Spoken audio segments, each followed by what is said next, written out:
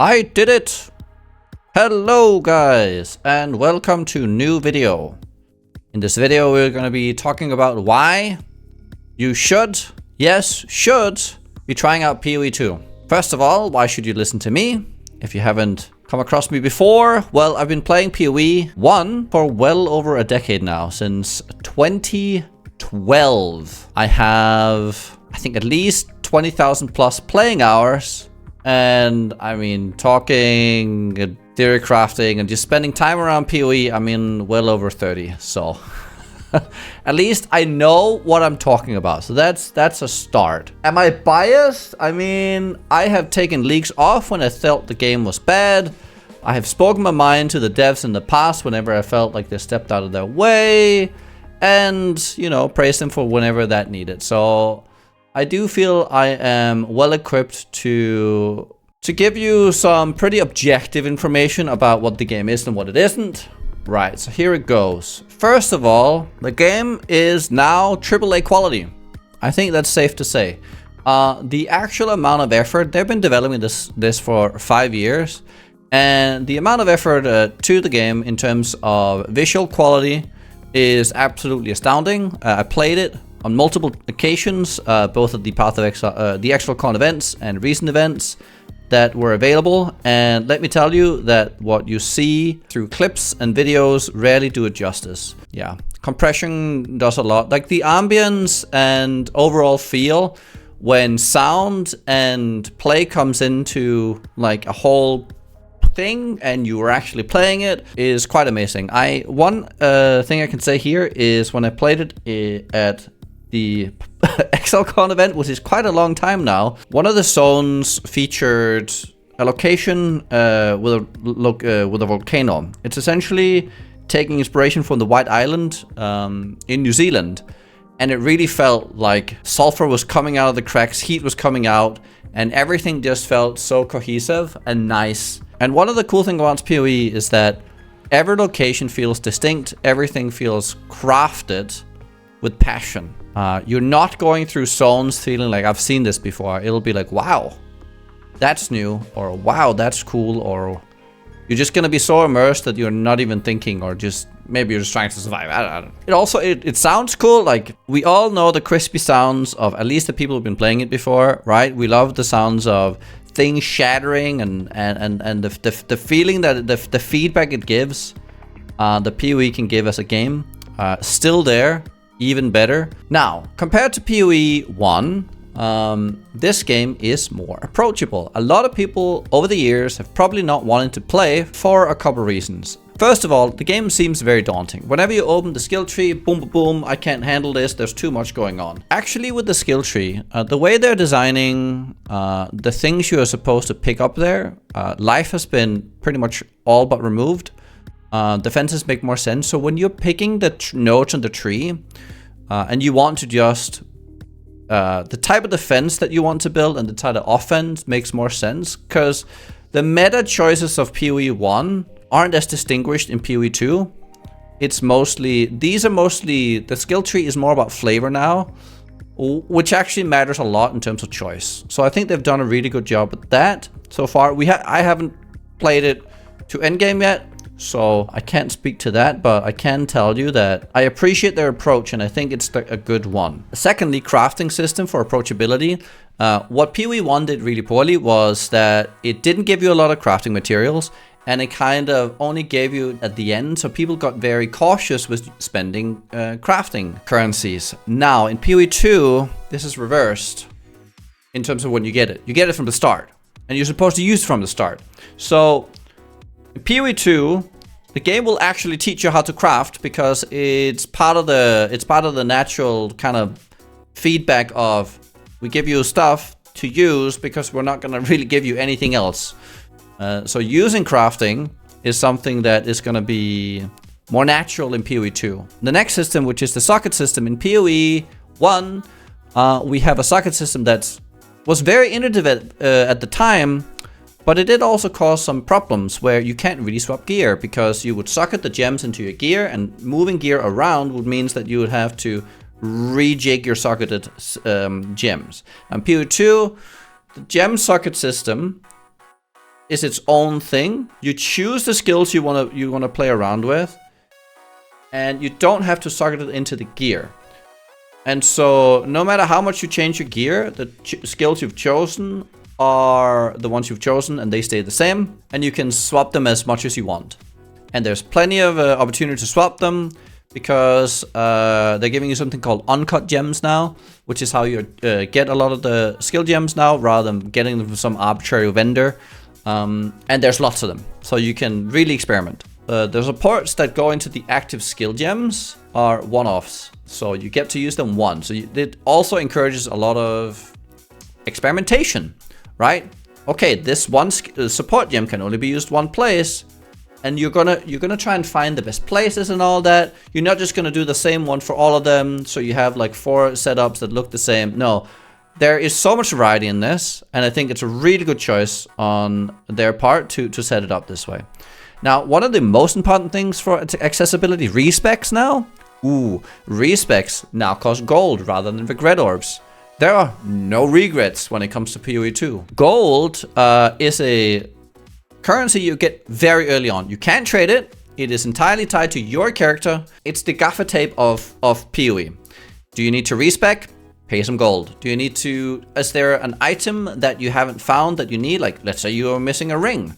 Or let's say your chest piece is really bad. You can go and use that gold on gambling or some already rolled stuff in the shop. It'll also be a currency, I assume, to be used for trading. Trading was made way better already in PoE 1, and that's gonna probably... I'm fairly certain this crosses over to PoE 2, which is you can trade currencies asynchronously through not an auction site, but like it's... well, it kind of is. Like you put things up that you list things for a certain price. People can buy them if they think it's a good price, and it's asynchronously. It can happen like without you have to interfacing with another person. So that's great. All this sounds well and good. It looks good and all this. But what about the content? Well, from the early access, you have 50 bosses that are all unique, and they're really cool. I have fought against a good few of them. Through Act 1, Act 2, I mean, I probably tried around 20. They all felt unique, all different, all amazingly well designed. Balance is a thing that's gonna be explored in early access. I mean, things will be broken. I'm not gonna like really bother with talking about that right now, but trust that GGG knows what a good boss fight is.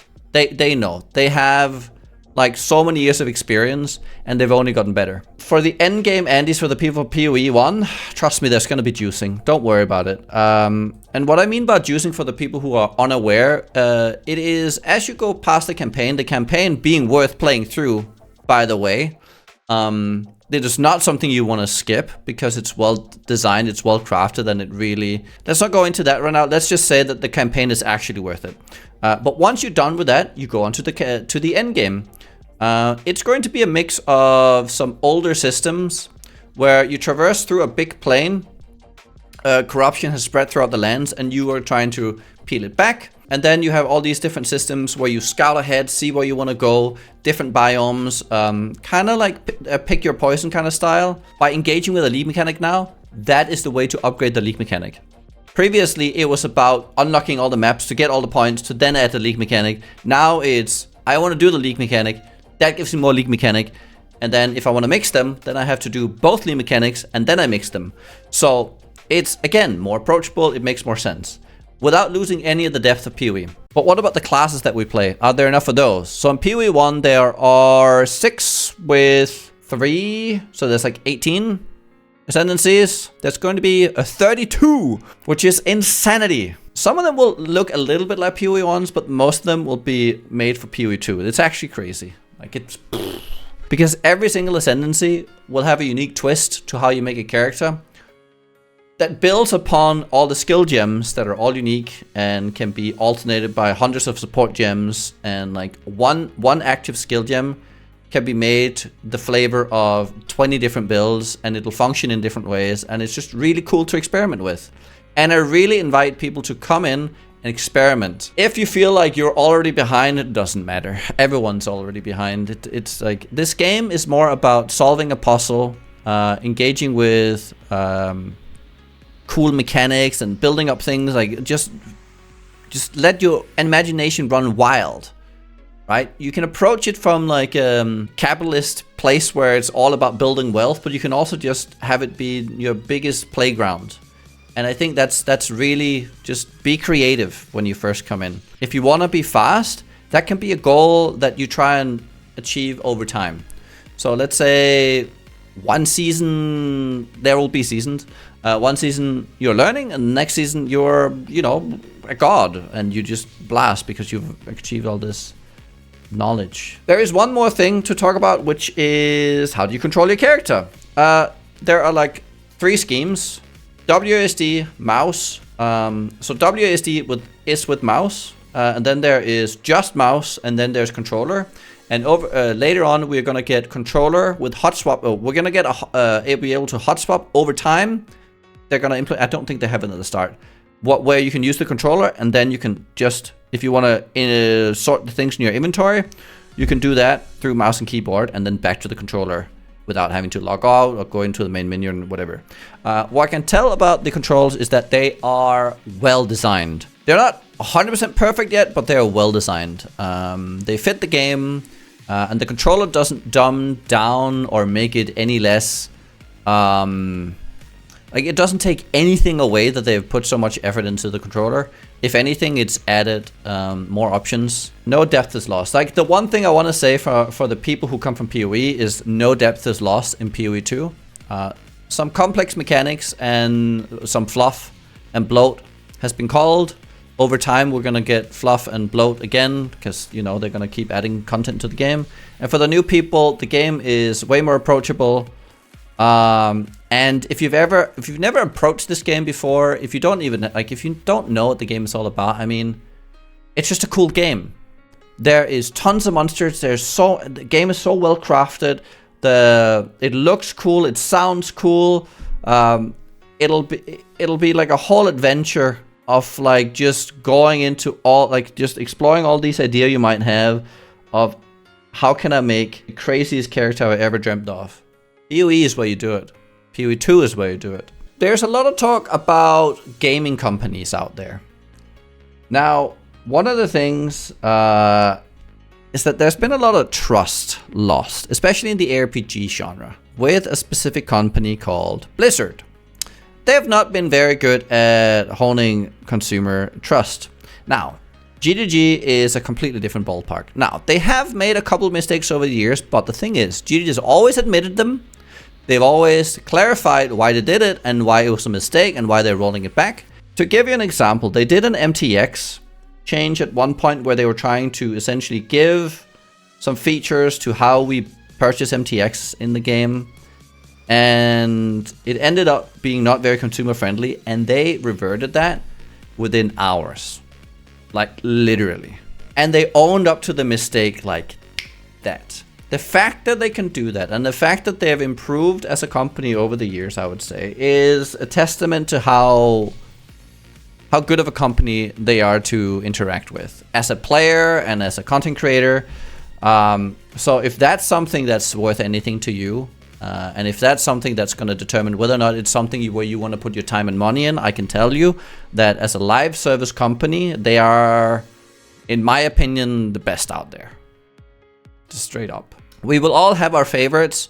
This is my favorite. I've played live service games my entire life. GDG is like the pinnacle of what you can expect. Straight up. They deserve support.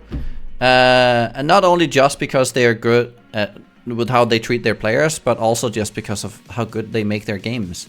The games are made to be good. They're made good as a marketing tool, right?